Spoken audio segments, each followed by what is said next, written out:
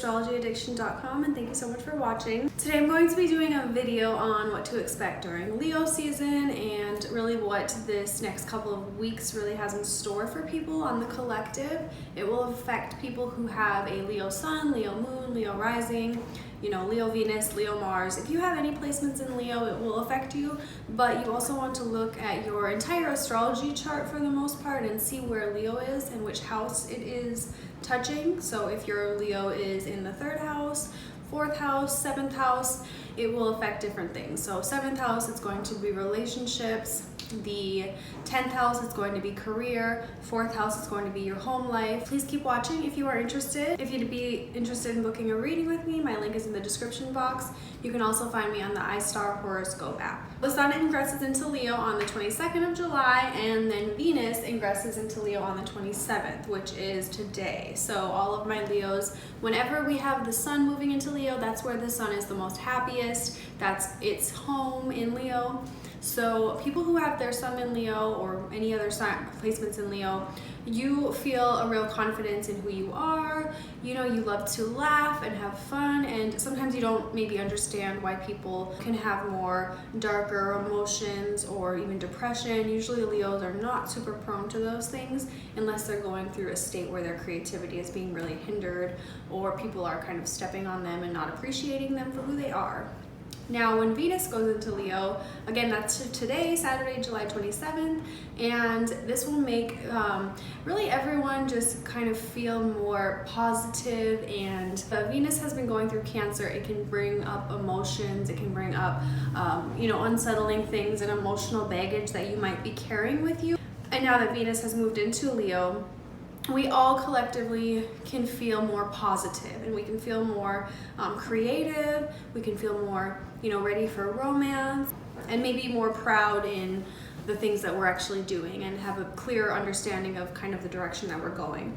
Now, keep in mind, Mercury is still retrograde during this time period, and the retrograde is in Cancer. So Mercury moved towards Leo and now has retrograded back to Cancer. So just when it was thinking that it was, free to go be creative and start to have some fun in the summer, the retrograde has came, and maybe you're hearing from your exes, you're hearing from people from the past. You could be dealing with people lying to you or even manipulating you. Mercury is the messenger, so a lot of times we hear news from the past or from people in our lives that affects us.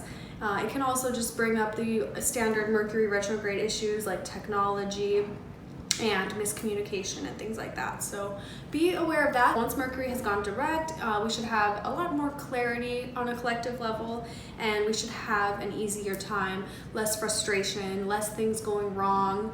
When Mercury retrograde really brings up everything that was maybe you weren't paying attention to, and now it's like, here we are, here's the issue, take care of it, realize what you did wrong, and then when Mercury goes direct, it's time to move forward. It will be a quiet first week of August. Really just enjoy the fun time. Everyone should be feeling a little more positive and having some fun in the summer. Get out there, get some sun, and have some good times with friends and laughter. Go on some dates, get some romance, things like that. So Mercury will go into Leo on August 11th, and this should even further, bring some clarity towards us and help people really dig into their creativity and their passions. A lot of time in summer, we're getting ready for maybe the school year to start. We're getting ready to get back into the swing of things, the relaxation, the parties, the calmness of summer where we're out enjoying and kind of on vacation.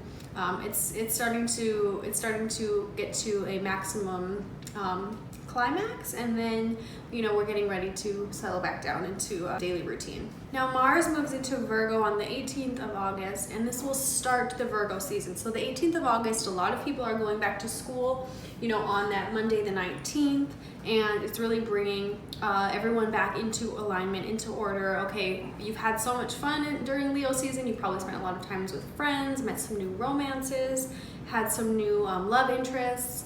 Now it's time to get back to your daily routine, your health routine. People might have some realizations about, over the summer, we've got the summer body, right? But then we go into the summer parties and the vacation, and you eat a little too much, you drink too much. So now it's time to say, okay, time to get back onto track and to get my health in order, my finances in order, get the career in the place that I want it to be. The vacation is over. Now Venus moves into Virgo on the 21st of August, and the Sun will enter Virgo shortly after that. So this just more, draws our attention to Virgo-esque things. And people who have Virgo placements, Virgo season really makes everyone focus in on their goals and their routines, and gets us into alignment after all of the fun. So getting back into school or back into your routine is very important during this time frame.